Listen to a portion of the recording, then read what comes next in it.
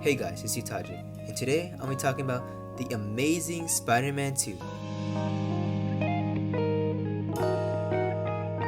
Now I know what you're gonna ask me, Tajik, why the fuck are you talking about this 2014 film that's 2 hours, 22 minutes long, and made $709 million in the box office, and not waiting till tomorrow to make a video on Spider-Man? You know, that 2002 film, 2 hours, 1 minute long, and that made $821.7 million in box office? I never seen a video about the good things in Amazing Spider-Man 2. I've always seen videos like of people, talking about all the bad things in Amazing Spider-Man 2, and then shoving in some good things in there, like, oh, this is what they did well, but never a full video on everything that they did good. So, here's in my opinion. Remember, my opinion on what the Amazing Spider-Man 2 did well. First of all, let's get this out of the waters. The suit is amazing. Honestly, I love the suit. It's number one in my list. I think they got the colors right, blue and red. The eyes look amazing. I love the spiders on the back and front. I wish I had the money to buy a replica suit of this, honestly. Everyone talks about the Gwen Stacy and Peter Parker relationship, how powerful that is. Yes, I know it's really good. I know the Amazing movies had really good character moments with Gwen Stacy and Peter, Emma Stone and Andrew Garfield. That's good stuff. I don't really see people talk about the Han and Peter.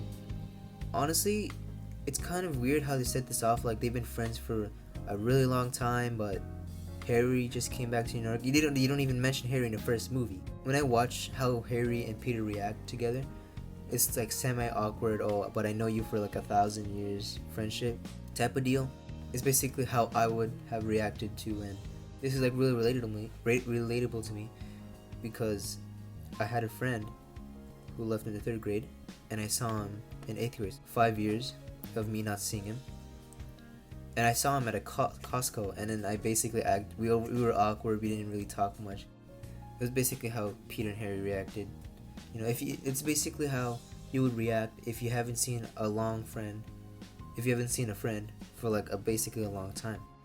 Mark Webb really got through with this with the Han and Garfield. It's really amazing, honestly. No pun intended, but it's really amazing what he did. Making it believable that these guys were actually friends in the past, but somehow they got broken up.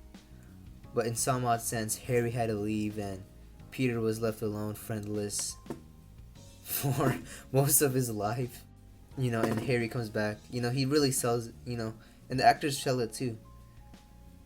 As of friends leaving, coming back together. Next thing I want to talk about is the VFX. It still holds up to this day, honestly. It looks like a movie that could have came out today. For example, the VFX on Spider-Man 1 weren't really that great. I know that it was made in 2002, but still, some movies in 2002 were made with great VFX. But The Amazing Spider-Man 2, released in 2014, and it still holds up in 2020, 6 years after it's released. Holy crap! And you could watch behind the scenes of how much work went into this. And another good thing, most people won't agree with me on this, but another good thing I think The Amazing Spider-Man 2 did well was the ending sequence.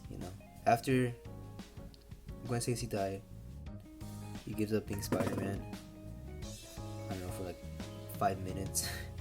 And then he comes back because he realizes that he is the only one that can protect New York, who can save the people. But I think this is my only thing I would change about this. Instead of him realizing, oh shit, I'm the only kid who can save the whole city, I would have changed it to it just cuts to black.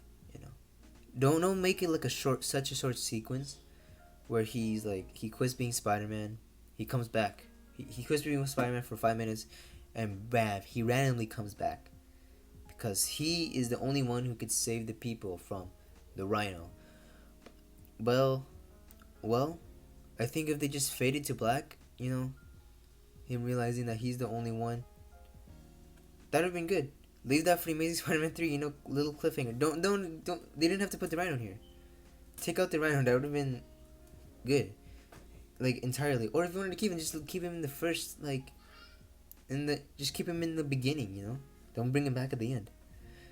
You know, the ending sequence was really good. I loved it. You know, he had 3 deaths. Maybe it's because, you know, this first death is like, his first death was, this is my fault. Now I gotta use this power for good. And then he finally realized it when the first death, it was his fault, yes, but he didn't realize that he had to save people until he saved that kid from falling off the bridge. His second death with Captain Stacy, I think he realized he needed to stay away from Gwen Stacy, stay away from his loved ones, so he could protect them and be Spider-Man at the same time. But once being Spider-Man led to the death of one of his loved ones, I think they should have like left it there, like quit being Spider-Man. Period. Bring back the Amazing Spider-Man 3. I could already see the trailer in my head right now.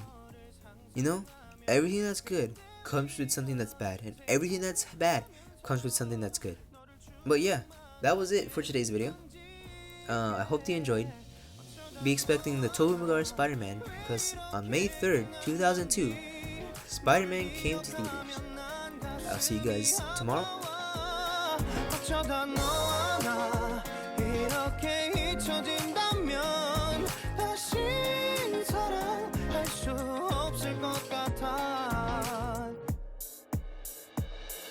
그날의 나는 내게 너무 낯설었겠지 내 맘과 다르게 너에게 상처를 줬으니 사랑한다는 말로도 부족했던 너에게 내